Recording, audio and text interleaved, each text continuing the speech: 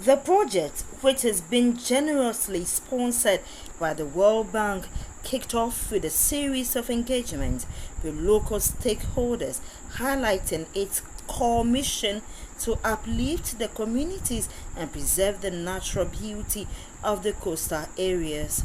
Noble Waja, one of the project coordinators, emphasized the importance of the Waka project in restoring the livelihoods of residents while preserving the environment. Three-tier components. The first level component is regional integration. Regional integration to mean that those processes and actions or ground realities that are in other regions or in other countries that may not be here, or the vice versa, which countries can borrow from. So the synergy between actions and processes that are in different countries, because the project is happening in different countries. So the second level component is looking at policy legislation harmonization in our country. That is one area. So because the project can throw out a challenge for certain existing legislations, programs and policies. So the project is also looking at how the project will become a conduit to mobilize, to harness the ends of all those potential differential legal or policy regimes. The third level, which is most important to why we are here, is what we call the sub-project level, which is going to look at physical infrastructure development to give mandate to coastal resilience. So those will be projects that will be done at the community level. It could involve rehabilitation of existing infrastructures or establishments. One of the key focuses of the project is the rejuvenation of the Lagoon Basin area, with plans to transform it into a hub for ecotourism. This strategic move not only aims to attract visitors but also to create new economic opportunities for the residents of Keta and Angoga districts. The executive director of the Development Institute and one of the coordinators of the project, Ken Kinney, elaborated on the vision for the Lagoon Basin. At long last, the coastal communities, I would say government and the World Bank have heard their concerns and want to do something about their plight. The Waka project has been running along the coast of Ghana, along the coast of West Africa, from Senegal to, if you talk about West Africa, we're talking about West African coast. And that involves starting all the way from Senegal to Nigeria, that's West Africa. And the Waka project is formulated to support governments, nations, and our countries to invest in coastal resilience for the community.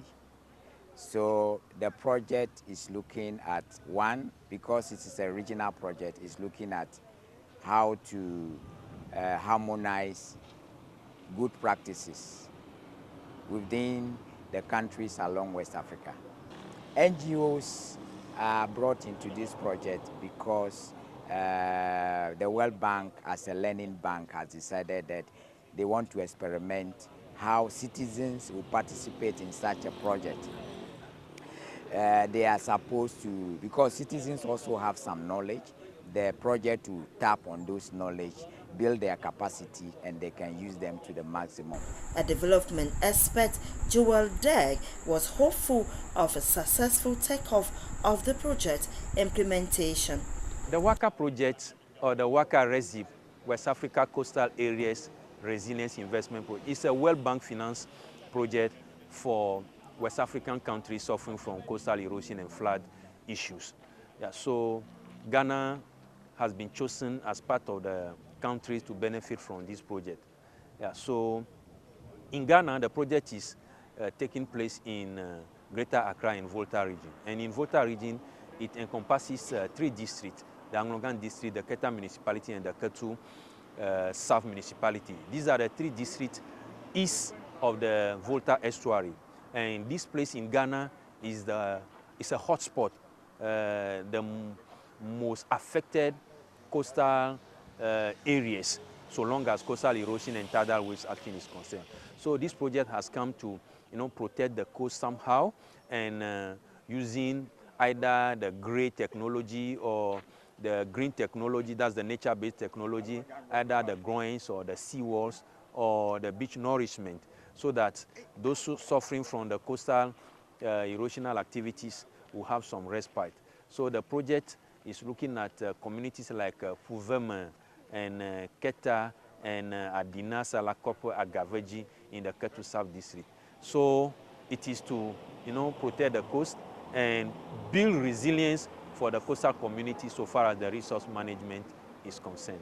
So as an individual, a resident of Keta and a native of Keta, of course, I'm happy that this project has finally come, because Ghana is not the first person or the first country to enjoy this project. It's been done in other places like Cote d'Ivoire, Togo, and Benin.